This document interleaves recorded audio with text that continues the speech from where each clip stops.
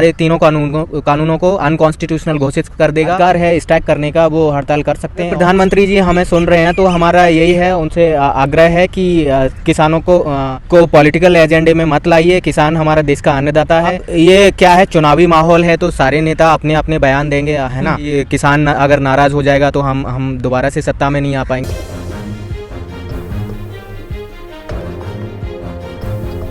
मैं इस वक्त सुप्रीम कोर्ट में मौजूद हूँ।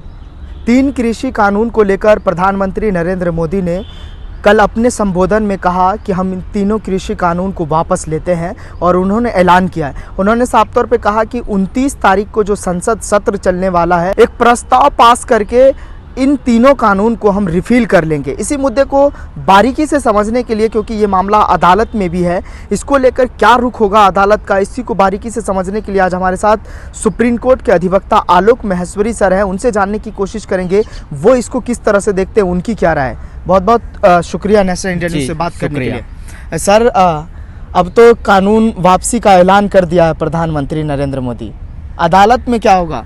देखिए, मैं तो पहले दिन से ही बोल रहा था ये तीनों कृषि कानून हैं, ये अनकॉन्स्टिट्यूशनल हैं। इसीलिए हमने इन तीनों कानूनों को सुप्रीम कोर्ट में चैलेंज किया था, जिसमें कई बार सुनवाइयाँ हुई, कई बार हमारे फेवर में भी जजमेंट आए, कभी रिस्पोंडेंट के फेवर में जजमेंट आए, ऑर्डर्स पास हुए। तो प्रधानमंत्री मोदी ने बोल दिया है कि ये सारे कानून जो हैं हम वापस लेना चाह रहे हैं। तो इस तरीके से एक हरी झंडी मिल गई है। तो सुप्रीम कोर्ट भी ये सारे चीज़ों को, ग्राउंड्स को मानते हुए इन सारे तीनों कानूनों को अनकॉन्स्टिट्यूशनल घोषित कर देगा। जो प्रक्रिया चल रही है उसको डिस्पोज्ड ऑफ कर देगा। तो क्या आने वाले समय में लग रहा है कि जो अदालत में ये जो मामला चल रहा है, क्योंकि राकेश टिकैत कह रहे कि हम हटने वाले नहीं हैं। जी बिल्कुल, उनका स्टैंड सही है, लेकिन ना अगर हमारी लड़ाई सिर्फ 3 कृषि कानूनों को लेकर ही नहीं थी, एमएसपी को भी लेकर हुई थी। इसलिए राकेश टिकैत का जो बयान आया है, उन्होंने इसलिए बोला है कि 3 कृषि कानूनों को वापस होने के बाद भी हम एमएसपी की गारंटी लेकर जाएंगे। तो उनका ये जो है फंडामेंटल राइट है, उनका अधिकार है स्ट्राइक करने का, वो हड़ताल कर सकते हैं। और बाकी का कॉन्स्टिट्यूशनल राइट्स दिए गए हैं, उनके दायरे में रहकर उनको स्ट्राइक करनी चाहिए। और इसके अलावा सुप्रीम कोर्ट का स्टैंड बिल्कुल क्लियर हो जाएगा और गवर्नमेंट के बयान। जज साहब क्या फैसला ले सकते हैं आने वाले समय में? आने वाले समय में जज साहब जो फैसला ले सकते हैं, वो भी जिस तरीके से नेशनल जुडिशियल अपॉइंटमेंट कमीशन आया था, उसको सिर्फ 1-2 सुनवाइयों के बाद ही उसको अनकॉन्स्टिट्यूशनल वॉइड घोषित कर दिया था। उसी तरीके से इसको भी अनकॉन्स्टिट्यूशनल घोषित करते हुए एक जजमेंट पास करेंगे, जो कि हिस्टोरिकल जजमेंट होगा इंडिया की हिस्ट्री में। एक चीज़ और समझना चाहूँगा, क्योंकि अब किसान आंदोलन का जो मामला था अब धीरे धीरे निपट रहा है, कगार पे आ चुका है, क्योंकि ये कानून वापस होने के लिए भी जा रहा है। दूसरी चीज़, जिस तरह से नेता बयान दे रहे हैं, असदुद्दीन ओवैसी हो, लालू प्रसाद यादव भी कह रहा है कास्ट सेंसस भी होना चाहिए, सीए एनआरसी पर भी उस पर भी वो कानून रद्द होना चाहिए। देखिए, अब ये क्या है, चुनावी माहौल है तो सारे नेता अपने अपने बयान देंगे, है ना।